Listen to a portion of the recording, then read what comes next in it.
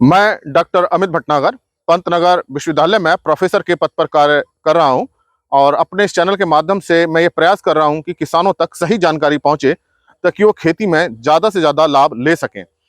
तो इसके लिए मैंने अपने चैनल पे कई प्लेलिस्ट बनाई हैं, लेकिन किसान भाइयों के लिए अलग से मैंने एक प्लेलिस्ट बनाई है कृषि किसान, जिसमें मैं हिंदी में चर्चा करता हूं। तो हिंदी में मेरी बात सुनने के लिए आप कृषि किसान को सुनिए।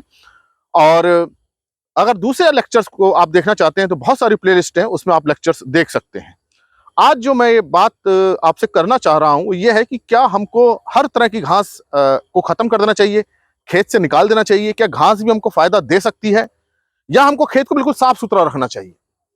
देखिए, जो फसल में जो घास होती है निश्चित रूप से फसल के उत्पादन को प्रभावित करती है, क्योंकि उसके साथ वो कंपटीशन करती है पोषक तत्वों के लिए, पानी के लिए, लाइट के लिए। तो खेत के अंदर तो हमको घास को कम से कम रखना चाहिए, ऐसा भी नहीं बिल्कुल साफ कर दें। इतना कम रखना चाहिए कि वो पौधों को नुकसान ना पहुंचा सके। इसके लिए हम कई तरह के प्रयास करते हैं। हम रसायन भी यूज करते हैं, जिससे खरपतवारनाशी है। हम जुताई भी इस प्रकार से करते हैं, बहुत हम प्रयास करते हैं। और लेकिन खेत को बिल्कुल साफ ऐसा नहीं करना चाहिए, क्योंकि उससे मृदा अपरदन होता है, मिट्टी बहती है। खेत में थोड़ी हल्की सी घास रह जाए, लेकिन इतनी ज्यादा ना हो कि वो फसल को प्रभावित करे। तो हल्की घास होना इतना नुकसानदेह नहीं है। और घास को कहाँ होना जरूरी है, जहां हमको रखनी चाहिए, बिल्कुल ये बात आप मेरी ध्यान से सुनिए। घास को हमें कहाँ रखना चाहिए? घास को हमको मेड़ों पे रखना चाहिए। उसका कारण क्या है? जो हमारे खेत होते हैं चारों तरफ मेड़ बनाते हैं, तो जब बारिश होती है पानी के साथ वो मिट्टी बाहर निकलती है, खेत से बाहर चली जाती है, तो पोषक तत्व भी चले जाते हैं, जैवांश पदार्थ भी चले जाते हैं। सभी तरह के जितने पोषक तत्व हैं, सूक्ष्म पोषक तत्व है, नाइट्रोजन है, फास्फोरस है, सभी जो है पानी के साथ बह के चले जाते हैं। और धीरे धीरे जो हमारे खेत की ऊपर की जो उपजाऊ मिट्टी होती है, हमारे जो खेत की जो उपजाऊ मिट्टी ऊपर की 15 से 20 सेंटीमीटर तक ही है, तो ये धीरे धीरे धीरे हमारे खेत से खत्म होती रहती है। और मेड़ पे अगर हमारी मेड़ मजबूत है, तो मेड़ पे जाके पानी जब निकलेगा तो मेड़ पे जाके मिट्टी फंसेगी और खेत की मिट्टी खेत में ही रहेगी। और फिर हम उसको लेवलिंग करके फिर उसको बीच में हम ला सकते हैं। लेकिन हमारा जो मेड़ बनी है उसका मजबूत होना जरूरी है। तो मेड़ की मिट्टी भी ना बहे, ये भी बहुत जरूरी है। तो जो मेड़ की मिट्टी बंधी रहे, इसके लिए हम क्या कर सकते हैं कि हम किसी घास को उगा सकते हैं, क्योंकि जो घास की जड़ें होती है उसमें मिट्टी को बांधने की बड़ी ताकत होती है। तो उसके ऊपर हम घास उगाएंगे तो जो मेड़ की मिट्टी है वो बंधी रहेगी। और जब बंधी रहेगी तो पानी से टूटेगी नहीं। तो जो खेत का पानी बह के जा रहा है वहां उस मेड़ से रुकेगा, और मिट्टी को भी रोकेगा, पोषक तत्वों को भी रोकेगा, और जैवांश पदार्थ भी खेत के अंदर बने रहेंगे।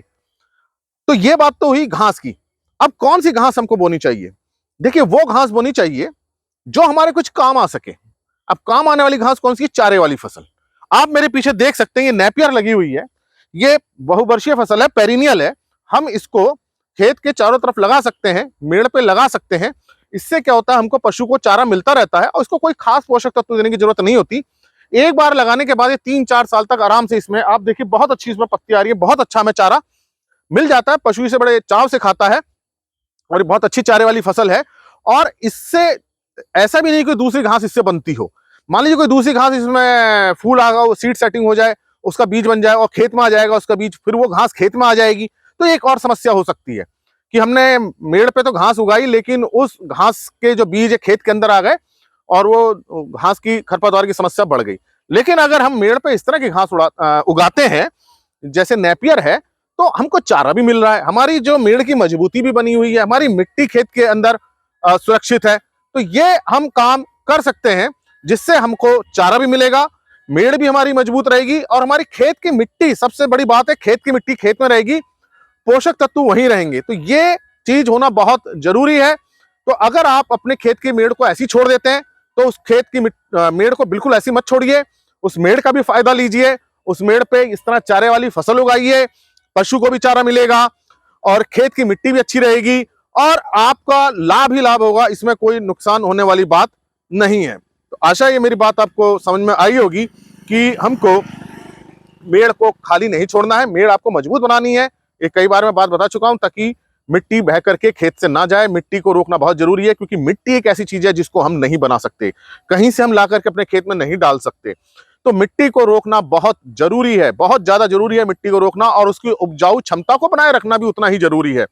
तो खेत के चारों तरफ मेड़ बनाइए और मेड़ पे इस तरह की घास लगाइए, 3-4 साल तक अच्छी तरह से चारा देती है और हमको हर तरह से इससे फायदा होगा। तो अगर मेरी बात अच्छी लगी हो तो लाइक कीजिए, कमेंट कीजिएगा, और लोगों के साथ इस बात को शेयर कीजिए, वीडियो शेयर कीजिए। अगर चैनल सब्सक्राइब नहीं किया तो सब्सक्राइब कीजिए। धन्यवाद।